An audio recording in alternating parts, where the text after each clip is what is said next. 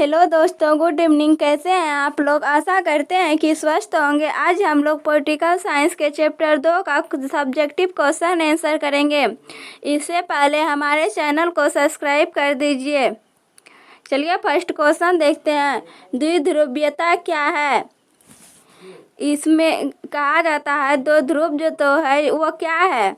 एक ऐसी व्यवस्था जिसमें दो पक्षी प्रतिपक्षी या विरोधी राज्य होते हैं। इसमें कहा जाता है कि एक ऐसी व्यवस्था जिसमें दो प्रतिपक्षी और विरोधी राज्य भी होते हैं और दोनों राज्य एक दूसरे के शत्रु होते हैं। और दो जो राज्य होता है प्रतिपक्षी और विरोधी वह एक दोनों का शत्रु होते हैं। द्वितीय विश्व युद्ध के बाद संसार में दो देश संयुक्त राष्ट्र अमेरिका और सोवियत संघ का महाशक्ति के रूप में उभरी। इसमें कहा जाता है कि द्वितीय विश्व युद्ध जो हुआ था उसके बाद संसार में दो देश संयुक्त राष्ट्र और सोवियत संघ जो है वह महाशक्ति बन के आया।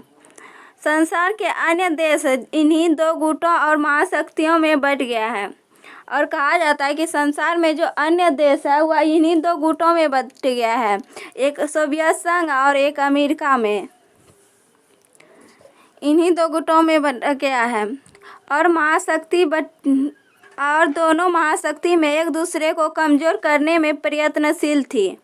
और दोनों जो महाशक्ति देश था वह एक दूसरे को कमज़ोर करने में पूरा कोशिश कर रहा था कि वह कमज़ोर हो जाए, करने का पूरा कोशिश कर रहा था। अंतर्राष्ट्रीय व्यवस्था का दो विरोधी समूह में बांटना ही द्विध्रुवीयता कहलाता है। और कहता है कि अंतर्राष्ट्रीय व्यवस्था जो था उसको दो समूह में बांट देना ही द्विध्रुवीयता कहलाता है।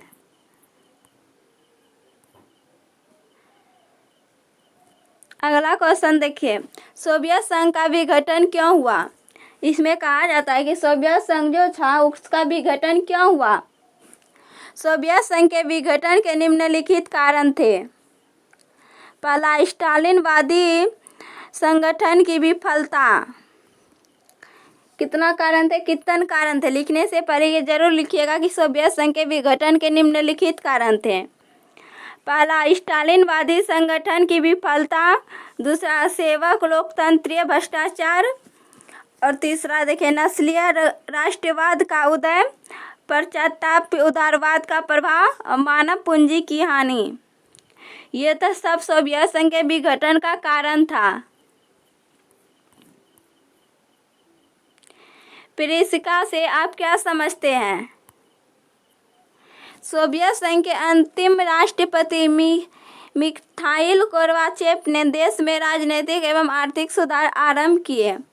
इसमें कहा जाता है कि सोवियत संघ का जो अंतिम राष्ट्रपति था मिखाइल गोर्बाचेव, उसने राजनीतिक और आर्थिक सुधार के लिए काम किया, जिसे पेरेसिका या पुनर्रचना के नाम से जाना जाता है। जिसे क्या कहता है? पेरेसिका या पुनर्रचना के नाम से जाना जाता है। इस सुधार कार्यक्रम के लागू होने के साथ ही सोवियत संघ का विघटन हो गया। और कहा जाता है कि यह सुधार कार्यक्रम के लागू जब से यह चालू हुआ उसके बाद ही सोवियत संघ का विघटन हो गया।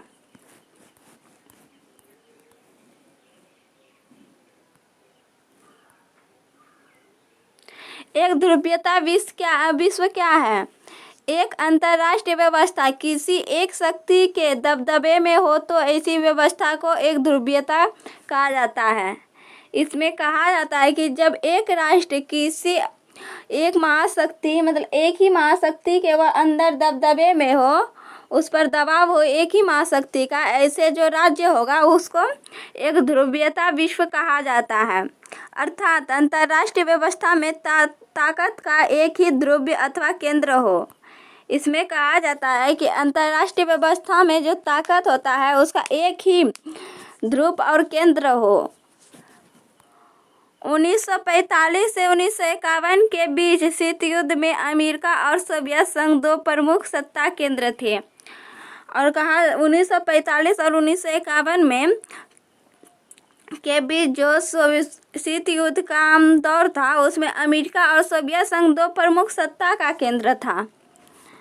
1951 के बाद विश्व में एक नई ध्रुवीय व्यवस्था कायम हुई और 1951 के बाद जो हुआ, 1951 के बाद विश्व में एक नई ध्रुवीयता व्यवस्था कायम हुआ जिसका संचालन अमेरिका कर रहा था। वह जो व्यवस्था कायम किया गया, एक ध्रुवीयता व्यवस्था, उसका जो संचालन था वह अमेरिका खुद कर रहा था अपने से।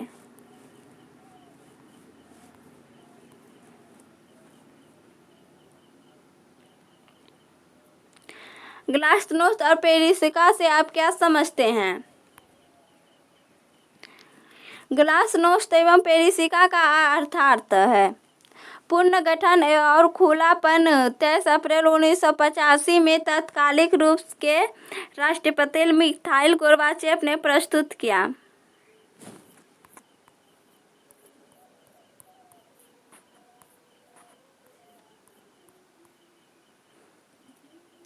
पुनर्गठन और खुलापन किसने लागू किया, प्रस्तुत किया था?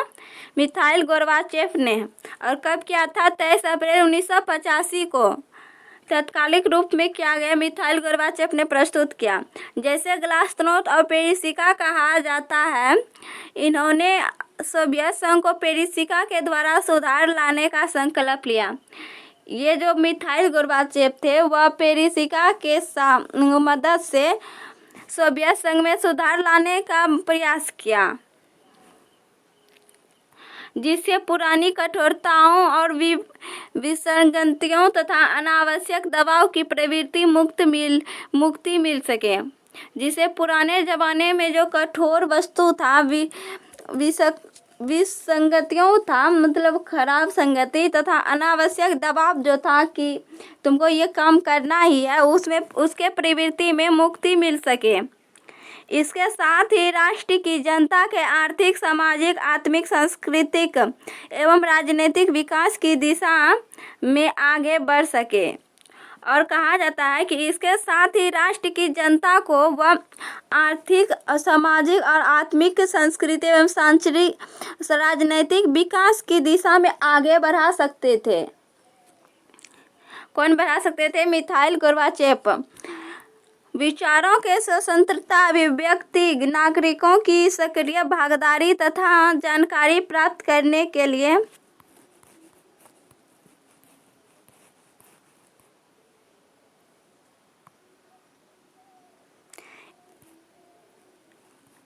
विचारों के स्वतंत्रता, अभिव्यक्ति तथा नागरिकों की सक्रिय भागीदारी तथा जानकारी प्राप्त करने के तरीके के रूप में जो भी ग्लास्नोस्ट का प्रयोग किया जाता था। और ये जो ग्लास्नोस्ट था, इसका अभी भी मतलब स्वतंत्र अभिव्यक्ति, नागरिकों के सक्रिय की भागीदारी का जो पता चलता था, पता करने के लिए ग्लास्नोस्ट का प्रयोग किया जाता था।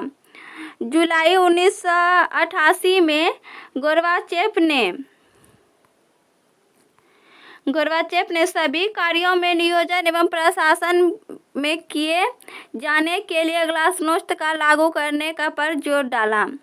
और 1988 में गोर्बाचेव जो था वह सभी कार्यों में नियोजन एवं प्रशासन किए जाने के लिए ये जो ग्लास्नोस्ट था उसको लागू करने पर पूरा जोर दिया कि इसको लागू करके ही रहेंगे। इसके साथ ही देश के आर्थिक, प्रादेशिक, जाति, सामाजिक, युवा वर्ग संबंधित तथा अन्य समस्याओं पर खुली बहस करने पर बल दिया। और वह जो था कि इसके बाद ही वह बैठ के अन्य समस्याओं पर भी बहस कर सकता था, करने पर बल दिया, ताकि लोगों को सही ढंग से काम का पता चल सके, ताकि आम लोग जो है उसको सही ढंग से काम करने का पता चल सके कि कैसे कौन सा काम होगा, एवं सुशासन की भावना का सृजन हुआ।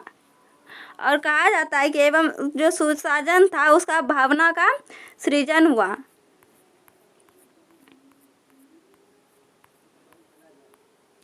तीसरी दुनिया से आप क्या समझते हैं? तीसरी दुनिया वाले देशों के सामने अनेक समस्याएं हैं। तीसरी दुनिया जो देश है उसके सामने अनेक समस्या है, जहां एक और तीसरी दुनिया वाले देश गरीबी, बेरोजगारी से जूझ रहे हैं। जहां एक और एक और तीसरी दुनिया वाले देश जो है वह बहुत ही गरीबी एवं बेरोजगारी से जूझ रहे हैं।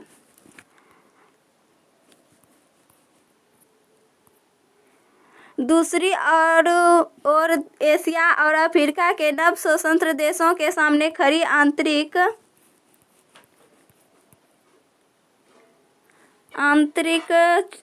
सुरक्षा की चुनौती यूरोपीय देशों के मुकाबले कहीं अधिक थी। और पूछा जाता है कि दूसरी ओर जो था वह एशिया जो था और अफ्रीका के नव स्वतंत्र देशों में के सामने आंतरिक सुरक्षा की चुनौती यूरोपीय देशों के मुकाबले बहुत ही ज़्यादा था। एक तो इस तीसरी दुनिया में